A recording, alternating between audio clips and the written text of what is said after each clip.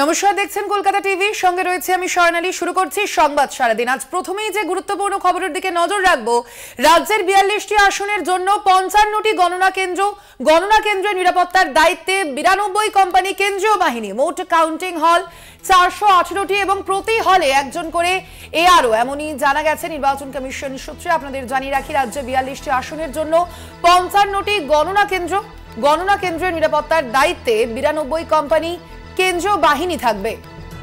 মোট কাউন্টিং হল 418টি এবং প্রতি হলে একজন করে এআরও থাকবেন। আপনারা জানেন, আগামীকালই ফলাফল, লোকসভা নির্বাচনের যে ফলাফল, অবশ্যই সেদিকে আমাদের নজর থাকবে এবং সেই মতোই রাজ্যের 42টি আসনের জন্য 55টি গণনা কেন্দ্রের নিরাপত্তার দায়িত্বে 92 কোম্পানি কেন্দ্রীয় বাহিনী। এই বিষয়ে আমরা আরো বিস্তারিত জানবো। ফোন লাইনে রয়েছেন আমাদের প্রতিনিধি সত্যসুন্দর ভট্টাচার্য।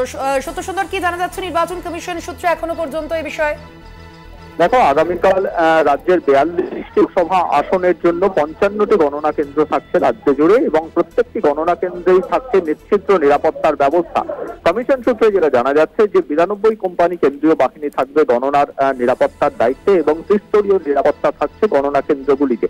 সেখানে যেরকম কেন্দ্রীয় বাহিনী থাকবে, তার পাশাপাশি রাজ্য সশস্ত্র পুলিশ থাকবে। প্রতিটি গণনা কেন্দ্রের 200 মিটারের মধ্যে থাকছে 144 ধারা।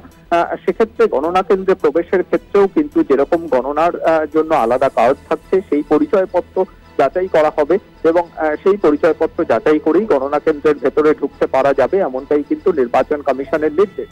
তার পাশাপাশি গণনা কেন্দ্রগুলিতে মোবাইল নিয়ে ঢোকার ক্ষেত্রেও থেকে যথেষ্ট কড়াকড়ি রাখা হয়েছে। সেখানে শুধুমাত্র রিটার্নিং অফিসার এবং যারা গণনার পর্যবেক্ষক থাকবেন, তারাই শুধুমাত্র গণনা কেন্দ্রের ভেতরে মোবাইল ব্যবহার করতে পারবেন।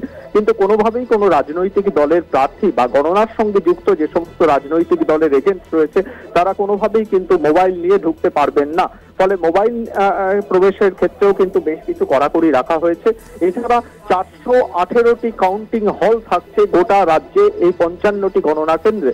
ফলে প্রত্যেকটি কাউন্টিং হলেই থাকবে সিসিটিভির নজরদারি এবং সেখানে কিন্তু যাতে নিশ্চিদ্র নিরাপত্তার মধ্যে গণনা প্রক্রিয়া শান্তিপূর্ণভাবে হয়, সেই লক্ষ্যেই কিন্তু প্রয়োজনীয় নির্দেশ দেওয়া হয়েছে নির্বাচন কমিশনের তরফে।